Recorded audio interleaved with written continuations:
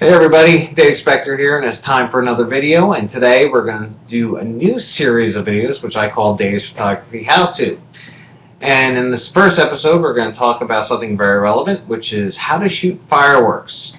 Next week is 4th of July, and everybody likes to get out that time of year and get the best fireworks shows. So I want to show you my best tips and tricks on how to get the best fireworks pictures. So we'll start out with equipment. You're going to need your camera, obviously. And I'm going to be shooting with my Nikon D200 with the 18-70 lens on it.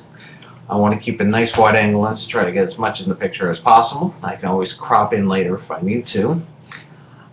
Second, you're going to need a good tripod. You want to keep everything nice and steady, because being that we're going to be doing very long exposures, you're going to want to keep it steady. If you try to handhold anything, it's just going to look like a bunch of squiggly lines. If you want that, that's fine.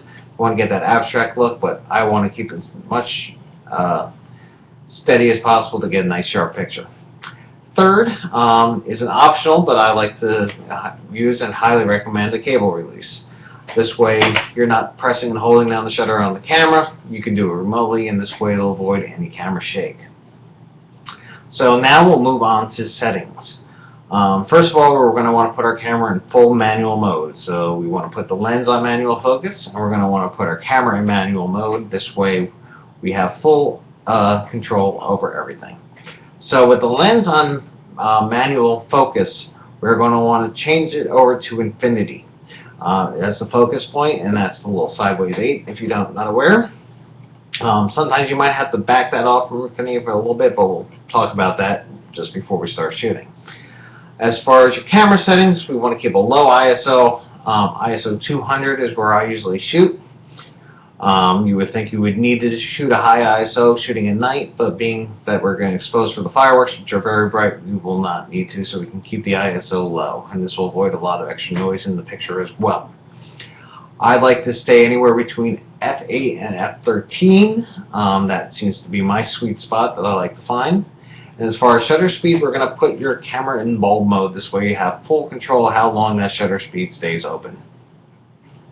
So what I like to do just before the show starts, I try to generally compose the area where I think the fireworks will be, and then they always fire those couple of test shots up in the air. So that's your opportunity to really get your composition right and make sure you're getting the full explosion in your frame. And you can also see how much in focus you are. So if you're at infinity, you might need to back it off, like I said, just a little bit, but most of the times if you stay on infinity, you're going to be okay. As far as timing of the fireworks, what I like to do is as soon as I hear the thump of them shooting that firework off is when I'll open up the shutter.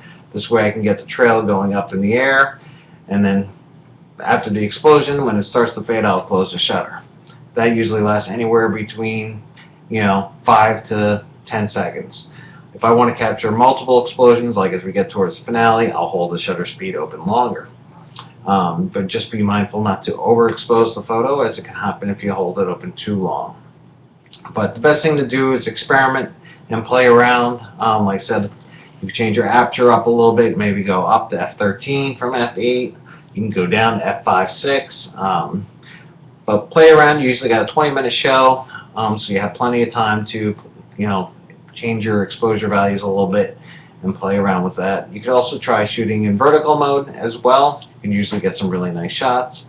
I'm going to be shooting the skyline in downtown Raleigh along with the fireworks, so I'm going to try to get a really nice composition of the skyline and the fireworks in the background of that. I'll also be doing a vlog that day, and I will go over some of my settings again with you guys, and you'll get to see some of the show as well. So that's it. I hope you take these tips and tricks and use them, and hope you get some really good fireworks photos.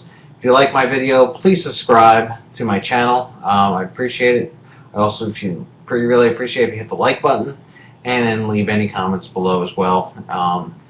And I hope to bring you a bunch more of how-to videos as well. So thank you very much. I hope you enjoy the 4th of July, and we'll see you all in the next video.